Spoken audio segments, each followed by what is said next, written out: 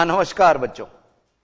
सांख्य की अंतिम दौर में हमारी चल रही है क्लास 9th के लिए, और ये तो हमने आपको बता रखा है बच्चों। 14वीं एक्सरसाइज 10th में भी आप लोगों के इसी नाम से एनसीईआरटी की बुक में मिलेगी सांख्य की, और 15वां चैप्टर जो 9th में अब हमारा होगा प्रायिकता, प्रोबेबिलिटी। 10th में भी प्रोबेबिलिटी ही मिलेगा एनसीईआरटी की बुक में। तो पिछली क्लास में हमने 14.4 जो पेज नंबर 320 पर स्थित है उसमें पहला और दूसरा सवाल किया था। इनमें सभी में माध्य, माध्यक और बहुलक हमने ज्ञात किए थे। तो आज वक्त रहा तो हम इनको दोहरा देंगे। सवाल नंबर 3 से हम आज का सफर स्टार्ट कर रहे हैं। सवाल नंबर 3 और इंपॉर्टेंट सवाल है बच्चों, ये एक्स का मान ज्ञात करने वाला ये अकेला ही सवाल है। निम्नलिखित प्रेक्षणों को आरोही क्रम में व्यवस्थित किया गया है। हमारे को बोला गया है कि ये असेंडिंग ऑर्डर में है। यदि आंकड़ों का माध्यक 63 हो तो x का मान ज्ञात कीजिए। आंकड़ों का माध्यक 63 है। माध्यक मींस मीडियन, ठीक है ना बच्चों। ये इंग्लिश मीडियम की बुक में भी आपको बच्चों जो बोर्ड के पेपर आते हैं वो तो हिंदी और इंग्लिश दोनों में प्रिंटेड मिलते हैं। जैसे इंग्लिश मीडियम की बुक में the following observations have been arranged in ascending order if the median of the data is 63 find the value of x। Values वही गिवन है, समझिए कैसे। एक्सरसाइज 14.4 और बच्चों उसके बाद में 15वीं एक्सरसाइज के बाद में हम रिवीजन लेंगे, तो आप लोग रेगुलर बने रहिए हमारे साथ। पेज नंबर 320 320 सवाल नंबर 3। तो ये संख्याएं असेंडिंग ऑर्डर में है। 29, 32, 48 और फिर 50, 50, x, x+2, 72, 78, 84 एंड 95। फिर से देखिए 29, 32, 48, 50, x, x+2, 72, 78, 84 और 95। और हमसे कहा गया है कि इनका माध्यक 63 दिया है हमारे को।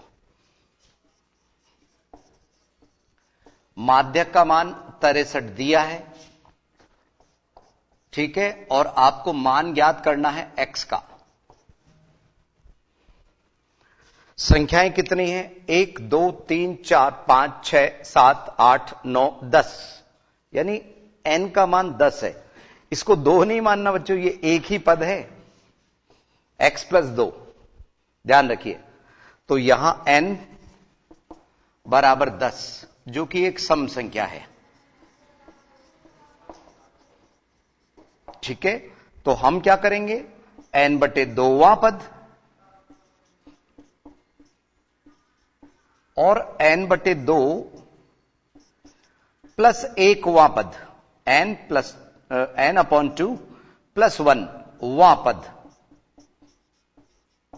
तो यहां 10/2, 10/2 का मतलब हुआ 5वां पद, ठीक है। फिफ्थ, तो फिफ्थ टर्म क्या है यहां पे? 1, 2, 3, 4, 5, यानी ये 2 पद हमारे आने वाले हैं बच्चों। 5वां पद है x और 5 + 1, यानी 6th टर्म जो है हमारा, इस बार हम 6th टर्म लिख देते हैं, वो है हमारा x+2, ठीक है। 2 पद हमारे पास में आ गया, 5वां पद और 6ठा पद। तो माध्यक कैसे ज्ञात करते हैं? x + x+2 डिवाइडेड बाई 2, यानी कि इन दोनों का औसत निकाल लेते हैं, माध्य निकाल लेते हैं, बराबर 63, 63 जो हमें दिया गया है। तो यह समीकरण का रूप हो गया बच्चों, x + x 2x + 2 और 2 इससे गुणा हुआ 126, 126, 63 दूनी 126। तो 2x बराबर 126 - 2, तो 2x बराबर आया 124। तो x का मान 124 डिवाइडेड बाई 2 यानी 62। x का मान 62 होने पर ही इसका माध्यक 63 आएगा। आप कैसे देखो समझो, अगर 62 मैंने मान यहां रखा, 62 + 2 64, तो इन दोनों को अगर मैं जोड़ के 2 का भाग लगाऊंगा तो 63 आएगा बच्चों। तो ये यहां तक ये सवाल उतार लीजिए। कौन सा? सवाल नंबर 3 14.4 का कीजिए जल्दी से।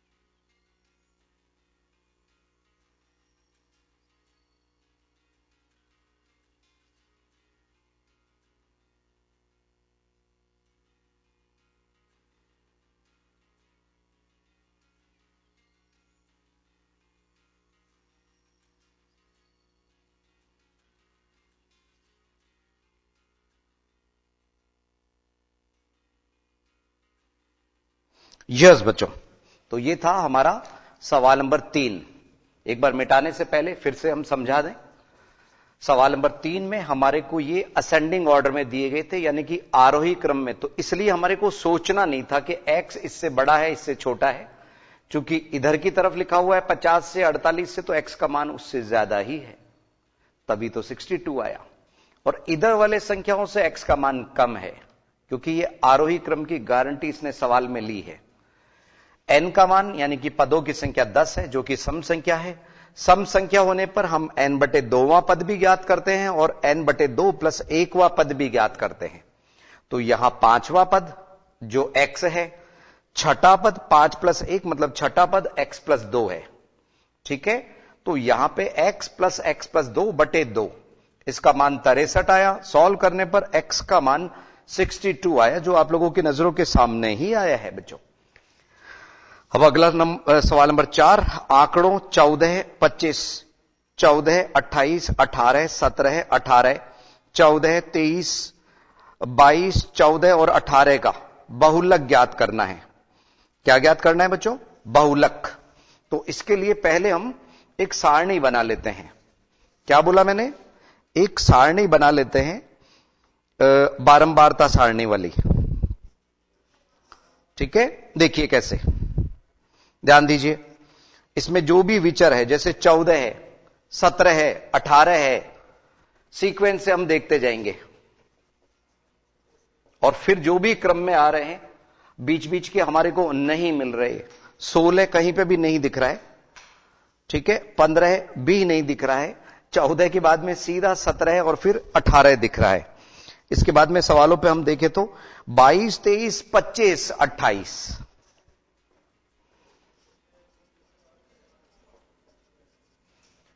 बीच के अंक हमें दिखाई नहीं दे रहे, तो थोड़ा सा सावधानी रखना है। और बारंबारता सारणी में गणना चिन्ह भी आप लगाते जाएं, ठीक है ना। मिलान चिन्ह जिनको हमने बोला था, मिलान चिन्ह, टैली मार्क्स, वो बनाते जाइए, तो उससे कॉन्फिडेंस रहता है बच्चों। बहुलक ज्ञात करना है, वैसे भी आपको अगर 14 सबसे ज्यादा बार दिख रहा है तो बहुलक 14 हो जाएगा, लेकिन फिर भी कंफ्यूजन हो तो बेहतर रहेगा आप सारणी बना लीजिए।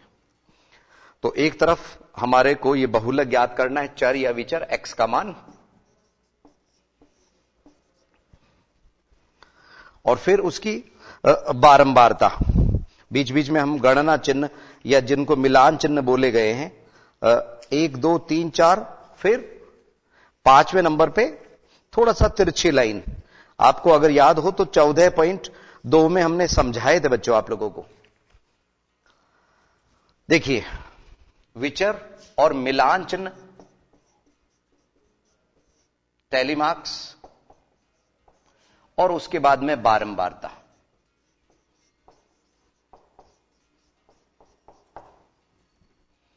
ठीक है, जिसको हम एफ से प्रकट करते हैं।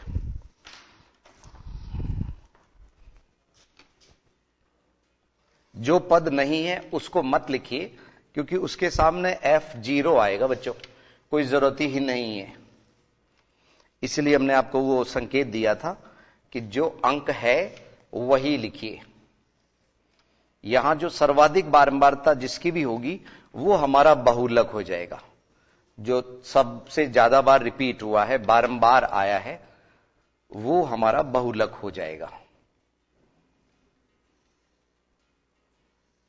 यस, देखिए, तो यहां पे जैसा मैंने आपसे कहा, सबसे कम 14 का अंक है, 17, 18, ठीक है, और 22, 23, 25 और 28 अभी संभवतः यही हमें दिख रहे। ठीक है ना, कहीं कुछ गड़बड़ हुई तो हम सुधार लेंगे। ध्यान दीजिए, एक एक अंक को हम देख रहे हैं। सबसे पहले 14 के सामने मिलान चिन्ह में 1, 14 के बाद में 25, 14, 28, 25, 14 और 28, फिर 18, 17, 18, 18, 18, 17 और 18, 14, 23, 22, 14, 23, 22, और उसके बाद में 14, 18, ये 14 और 18 पे एक और आया। तो देखा बच्चों आप लोगों ने, यहां पे हमारे को जो बारंबारता, यहां पे 5वें का निशान की जरूरत ही नहीं पड़ी। हम तो इतने जगह लेके बैठे थे बच्चों, क्या आने दीजिए उनको कितने भी, लेकिन अंक ही खत्म हो गए। एक बार थोड़े से इनको काउंट कर लीजिए कि है कितने ये। 1, 2, 3, 4, 5, 6, 7, 8, 9, 10, 11, 12, तो 12 इनका टोटल होना चाहिए। 4 और 1 5 और 3 8, 9, 10, 11, 12 बिल्कुल है। तो इधर हम बारंबारता थोड़ा सा दूरी पे है बच्चों, ये 4, इसकी 17 की 1 और 18 की 3, 22 का 1, 23 का 1। कुछ बच्चों का कहना है कि सर आप तो पास में ही ले लीजिए सर, इनको बहुत दूर लग रहे हैं हमारे को। कोई बात नहीं बच्चों, आपकी भावनाओं की कद्र करते हुए हम बिल्कुल पास में ले लेते हैं उनको। ये मिलान चिन्ह हो गया, और इधर बारंबारता को हम थोड़ा सा पास ले रहे हैं।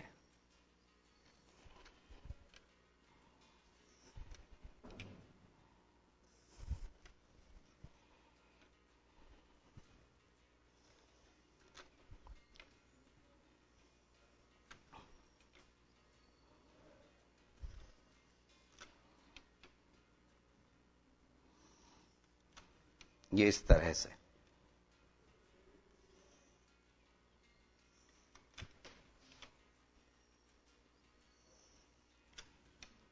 ये 22,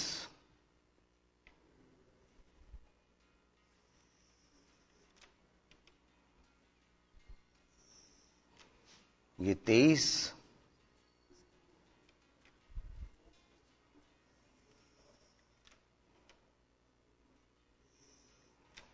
और ये 25।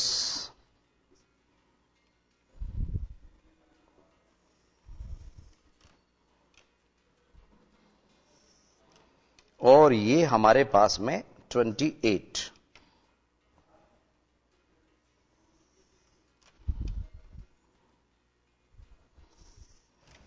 ठीक है, और ये फ्रीक्वेंसी बारंबारता को प्रकट करने वाला, बारंबारता यानी कि F। तो बेहद आसान सा है, लेकिन कहीं आप कंफ्यूज नहीं हो इसलिए हमने सारणी का रूप इसमें दे दिया। ये 4, ये 1, ये 3, 1 1 1 1 और ये कुल योग, ठीक है, योग 12 है। तो हमने यहां हमें जो ज्ञात करना है ना बच्चों, वो करना है बहुलक। क्या ज्ञात करना है? बहुलक। तो सर्वाधिक बारंबारता कितनी है? सर्वाधिक बारंबारता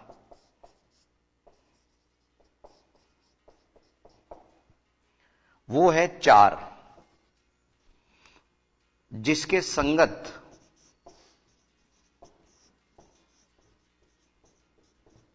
विचर का जो मान है या जो चर का मान है वो हमारा 14 है, 1 4 14, ठीक है, 1 4 14। इसलिए बहुलक बराबर 14 है, क्योंकि वो ही सर्वाधिक बार आया है ना बच्चों। आइए एक बार इसके उत्तर हम मिला लें। और बच्चों सुनो सुनो सुनो सुनो, कभी कभी ये सवाल बारंबारता आपको दी हुई है, एफ दी हुई है और एक्स दिया है, तो जैसे सवाल नंबर 5 है ना, कभी कभी माध्य ज्ञात करने के लिए भी आ जाते हैं। तो इसी तरह का एक कीमती सवाल अब हम देखेंगे। एक बार इसके आंसर शीट से हम मिला लेते हैं। पिछले सवाल के उत्तर 62 था और इसमें 14 आ गया। कहीं ज्यादा विशेष कुछ नहीं लिखना आप लोगों को। ये हमारा इसका मोड यानी कि बहुलक ज्ञात हो गया, सवाल नंबर 4। तो संभवतः यहां तक आपको समझ आ गया होगा। मिलते हैं 1-2 मिनट के अंतराल के बाद।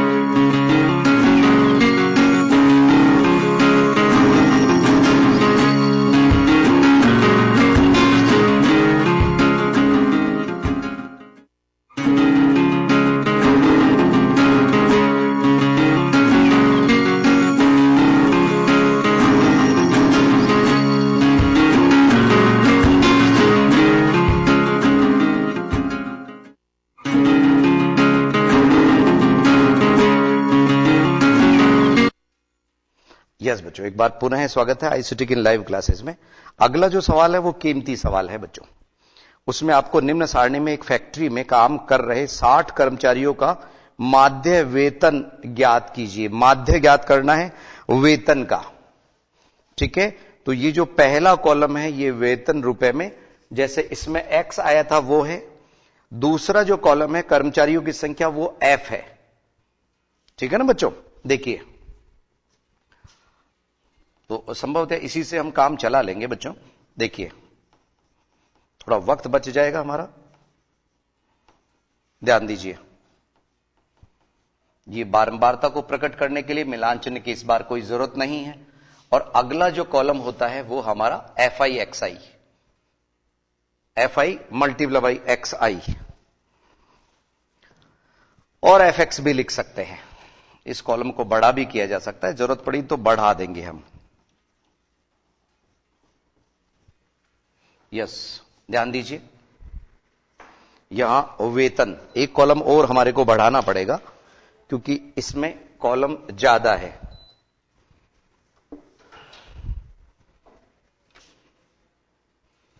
ये इस तरह से,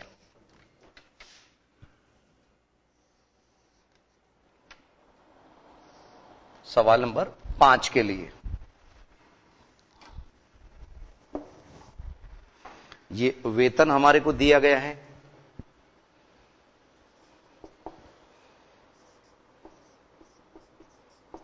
तो इसको हम x ले रहे हैं बच्चों, x या xi लिख सकते हैं। कर्मचारियों की संख्या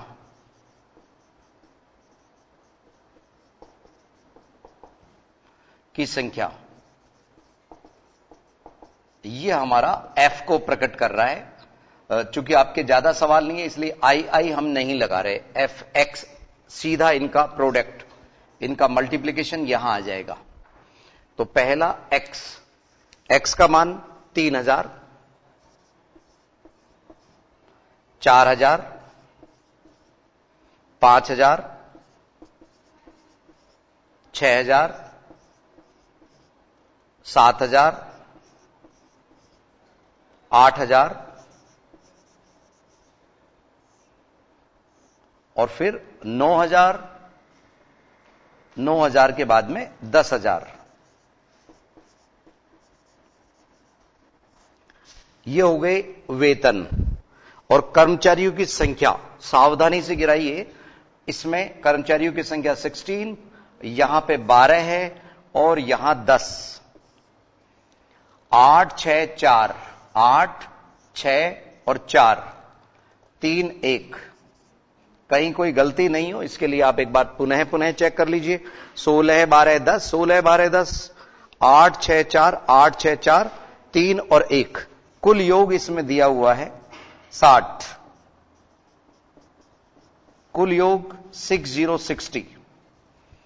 अब हम यहां fx में क्या करते हैं, इन दोनों पदों का गुणा करते हैं बच्चों। अगर जरूरत पड़ी तो हम थोड़ा सा इसको बड़ा कर लेते हैं बच्चों, ठीक है। इस कॉलम को हम थोड़ा सा इधर खिसका लेते हैं, ये f, और इधर थोड़ा सा इसको बड़ा कर दिया, जिससे हमारी हजारों की संख्या इसमें लिखी जा सके। ध्यान दीजिए, तो यहां 16 को 3000 से गुणा किया, 48,000, 48,000। 12 चौक 48, ये भी 48,000 है। इसमें बच्चों इकाई के नीचे इकाई का अंक लिखते हुए चलना है आप लोगों को, ठीक है। इधर 50,000, इधर 8 गुणा 6, 48,000। फिर से 6 7 42, 42,000। 8 चौक 32, 32,000। 9 3 27, 27,000। और 10,000 को 1 से गुणा किया तो 10,000, ठीक है। अब इसका भी हमारे को टोटल करना पड़ेगा। ये पिछले सवाल का पार्ट है बच्चों, इस सवाल का मान के मत उतार लेना इसको। यस, ध्यान दीजिए। तो एक बार इनको हम चेक कर लें। पहला 48,000 है ना बच्चों, 48 के बाद में फिर 48,000, फिर 50,000, फिर 48,000 और फिर हमारा 42,000 और 32,000। 32,000 के बाद में 27,000 और 10,000। तो 3 शून्य तो सभी में है, तो इसके टोटल करने में ये 3 शून्य तो आ ही गए।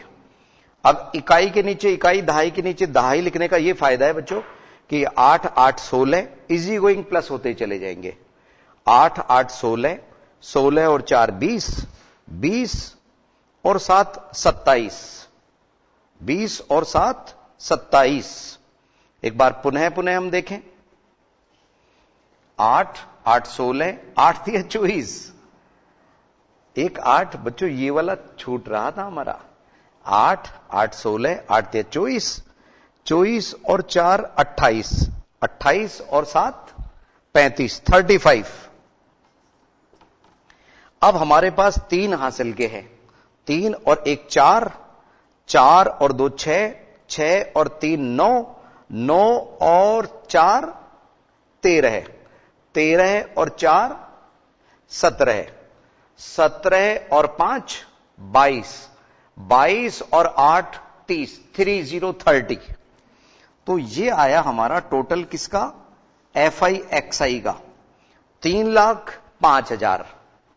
कुल वेतन कितने कर्मचारियों का, 60 कर्मचारियों का। तो यहां हमारे को जो माध्य ज्ञात करना है, मीन ज्ञात करना है, कैसे ज्ञात होगा, माध्य का संकेत x बार बराबर सिग्मा FIXI। अगर आपने यहां आई लगा रखा है, लगा ही दीजिए बच्चों, क्योंकि 10th में तो आपको ये आई लगाना ही होगा, पहले भी हमने लगाया था। तो यहां पे सिग्मा FI का टोटल बटे में, ये सिग्मा FI का टोटल है, ये सिग्मा FIXI का टोटल है। सिग्मा मींस योग किन पदों का, सिग्मा FI मींस FI के पदों का योग, FIXI मींस FIXI के पदों का योग। तो यहां पे आया 305,000 डिवाइडेड बाई 6060। ये 0 से 0 कट रहा है, 2 से अभी कट रहा है, 2 से ये कटा 3 बार, और 2 से ये कटा 15250। ठीक है ना बच्चों, वैसे भी देखो तो 30 के आधे 15 और 500 के आधे 250। अब हमारे को 15250 इसको डिवाइड करना है 3 से। ठीक है, तो 3 से डिवाइड करने पर 3 पंजे 15 है। अब यहां पे थोड़ा सा ध्यान रखना बच्चों, एक साथ शेषफल तो कुछ बचा नहीं, 25 एक साथ नहीं उतरता, उसके लिए आपको एक शून्य लगाना पड़ेगा बच्चों। भाग देते समय इसका ध्यान रखना, एक 0 यहां लगेगा, फिर 25, 3 अट्ठे 24, 3 8 जा 24, फिर बचा 1, ये बना 10, तो यहां आया 3, और फिर वो 0.33 चलता रहेगा बच्चों। तो 5083.33, इसका मतलब क्या हुआ ये भी समझ लीजिए बच्चों। एक्चुअल में देखो ये रुपए किसी को मिलते तो है नहीं 5083.33, लेकिन ये माध्य है, एवरेज, यानी कि कुछ लोगों को सैलरी इस माध्य से कम मिल रही है, कुछ को ज्यादा मिल रही है। एवरेज का मतलब है अगर सबकी सैलरी को एक साथ इकट्ठा करके बांटा जाए तो इतने रुपए हर एक को मिलेंगे, तो ये तो बहुत खुश होंगे। इनको थोड़ी सी सैलरी औसत की वजह से कम मिली। ठीक है ना बच्चों, आइए आंसर शीट से हम जरूर मिलाएंगे सवाल नंबर 5। और ये जो सवाल नंबर 6 है ना बच्चों, निम्न स्थिति पर आधारित एक उदाहरण दीजिए कि माध्य ही केंद्रीय प्रवृत्ति का उपयुक्त माप है और माध्य केंद्रीय प्रवृत्ति का उपयुक्त माप नहीं है, जबकि माध्यक एक उपयुक्त माप है। ऐसे खुद आप उदाहरण बना सकते हो। ठीक है ना, जैसे हमारे क्लास में किसी के नंबर आए और जितने जितने अंक आए उसको उतने छात्रों की संख्या से डिवाइड कर दिया, तो वो माध्य हो गया। ठीक है, मान लीजिए आप ही के कोई 4-5 विषय के कुछ नंबर आए, उसको डिवाइडेड बाई 4 विषयों का है तो 4 से डिवाइड कर दिया, तो माध्य हो गया, एवरेज बता रहा है। लेकिन ऐसे ही अगर छात्रों की संख्या का हम माध्य निकालें तो डेसिमल्स में जाएगा। तो ये उदाहरण आप स्वयं कर लीजिएगा। इस सवाल के उत्तर हम आप लोगों की नजरों के सामने मिला रहे हैं। 5083.33, बिल्कुल 60 कामगारों का माध्य वेतन ये है, बिल्कुल आंसर शीट से मिल रहा है। और बच्चों इसमें भी ध्यान रखिए, क्योंकि ये 0.3333 चलता रहता है, लगभग में 34 भी लिखने की जरूरत नहीं है, ये माध्य हो गया। उतार लीजिए जल्दी से ये सवाल, उतारिए।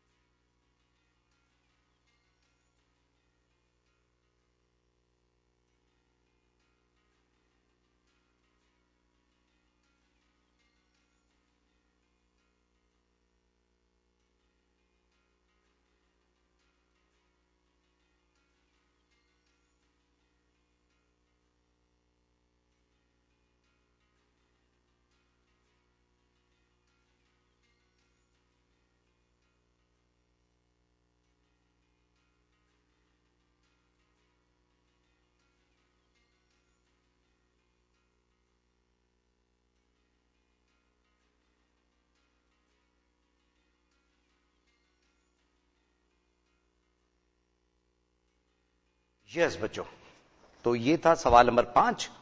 और इसी तरह से आपको कोई सारणी बदल के भी दे सकते हैं बच्चों। क्लास 10th में ऐसे सवाल बहुत मिलेंगे आप लोगों को।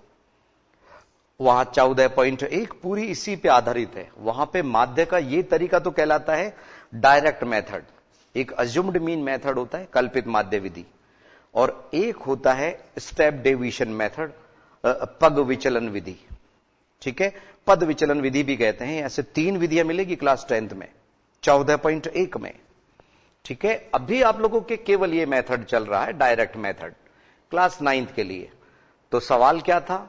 वेतन XI दिया गया था और FI दिया गया था। केवल 2 कॉलम आपके पास में थे, तीसरा कॉलम आपको बनाना पड़ा। ठीक है, इनको मल्टीप्लाई करते रहे उसी कॉलम के उसी को। तो यहां 48,000, 48,000, 50,000, 48,000, 42,000, 32,000, 27,000, 10,000 आपकी नजरों के सामने आए। इनको सावधानी से योग करने पर 3,05,000 हमारे को प्राप्त हुए। और इधर F का जो योग था वो था 60। तो माध्य का हमने सूत्र लगाया, सावधानी पूर्वक 60 से इसको डिवाइड किया, 5083.33 हमारे को उत्तर मिला। ठीक है, अब उदाहरण जरूर किया करो बच्चों आप लोग। देखो इसी से मिलता जुलता एक इसी तरह का उदाहरण हमने देखा था आज ही सुबह।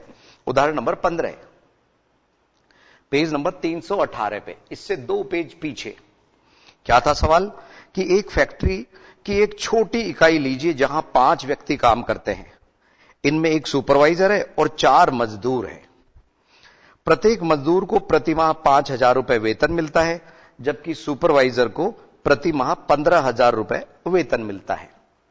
ठीक है, आखिर वो सुपरवाइजर है ना बच्चों। तो फैक्ट्री की इस इकाई के वेतनों का माध्य, माध्यक और बहुलक ज्ञात कीजिए। तो बहुलक तो खुद ही दिख जाएगा, 5,000, 5,000, 5,000, 5,000 4 जनों को, और 5वें को मिला 15,000। तो बहुलक कितना? 5,000। जहां तक माध्य की बात है तो असेंडिंग ऑर्डर में हम अरेंज करेंगे। तो 5,000, 5,000, 5,000, 5,000, 5,000 तो 4 बार आ गए। और फिर हमारे पास में क्या है? 15,000। तो 5 अगर असेंडिंग में लिखेंगे तो मध्य वाला पद जो तीसरा है वो उत्तर होगा, वो भी 5,000 होगा। रही बात माध्य की, तो माध्य में हम क्या करेंगे? उदाहरण नंबर मैं बता रहा हूं बच्चों, सुनो। 15, उदाहरण नंबर 15 की हम बात कर रहे हैं।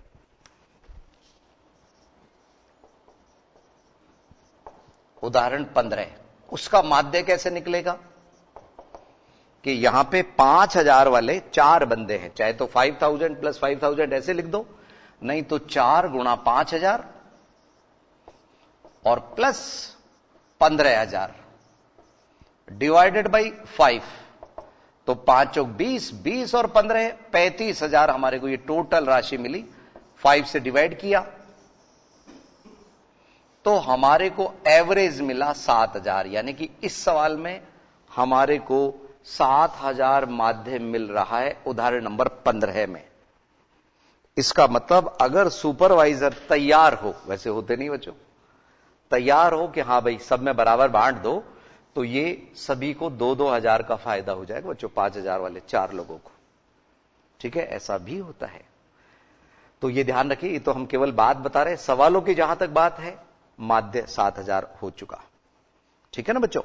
इसी के साथ में हमारा ये अध्याय 14 सांख्यिकी आज समाप्त होता है। अगला जो चैप्टर है प्रायिकता, एक बहुत इंटरेस्टिंग चैप्टर है, उसको लेके हाजिर होंगे हम अगली क्लास में। नमस्कार बच्चों।